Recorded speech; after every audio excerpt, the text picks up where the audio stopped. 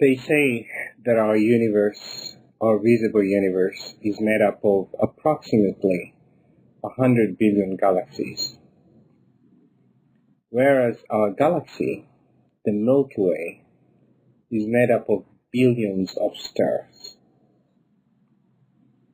And one such star is the Sun.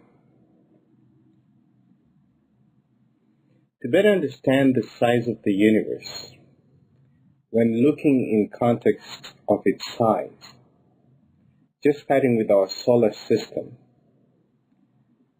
the Sun is already tremendously huge.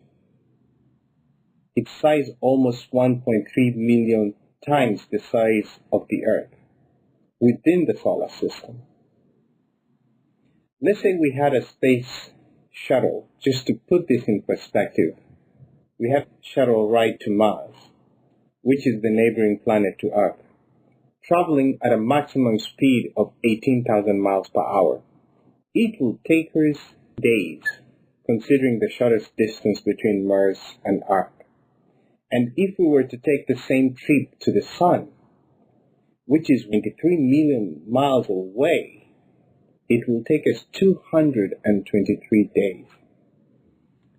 Now, if we were to factor in just getting closer to the nearest star to the Sun, which is called Proxima Centauri, it will take us approximately 165,000 years to get there on a space shuttle ride. And that's just the nearest star in the billions of stars in our Milky Way galaxy, which happens to be one among other billions of galaxies in our universe. So when you look in context, the size of the Sun in comparison to our Milky Way galaxy is like an invisible dot. And when you try to compare the size of the Milky Way galaxy in comparison to the total observable universe, you will realize that our galaxy is also another dot. Yet the basis of science in explaining the origin of this massively huge universe, whose size is beyond human comprehension, is to say that it began from nothing, and that it came from nowhere spontaneously. That somewhere around 13.7 billion years ago, try imagining that at some point, give it all the years you want, there was nothing. And then something came spontaneously from nothing, from nowhere, for no reason, which ended up then exploding and expanding into this visible universe we see today. Now, nothing to something this huge, so huge that we cannot even describe how big it is. And that came from nowhere, like just appeared. The reason they say 13.7 billion years is so that somehow when you look at it, you think to yourself, maybe back then, billions of years ago, maybe things came from nothing. Maybe things can come without a cause. Maybe things can appear from nowhere. So that when you look at it, you're thinking, given time, maybe things can come from nowhere. Given time.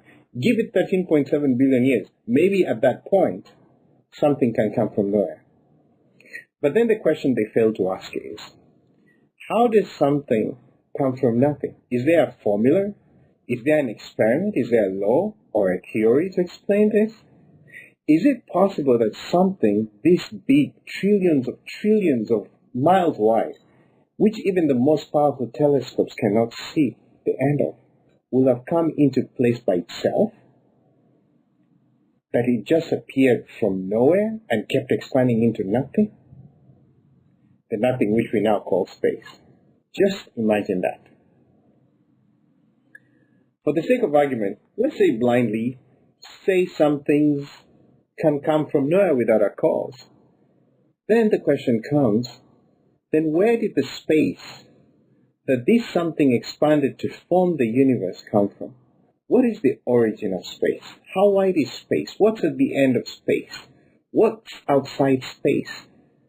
As it is, there is no law, no theory today that states or shows and proves something can come from nothing, including space. The fact is, if there was nothing at the beginning, then nothing will have happened. And if there was something, then something or someone must have placed it there.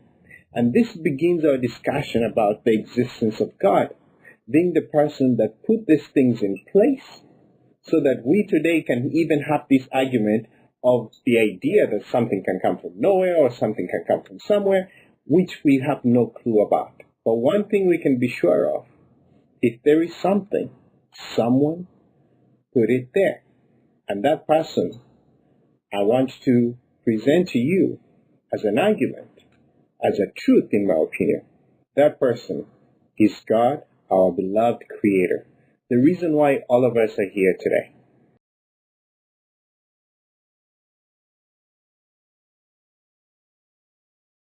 You can find more information on this subject in the book Proof, the truth about the existence of God. Thank you for watching this video.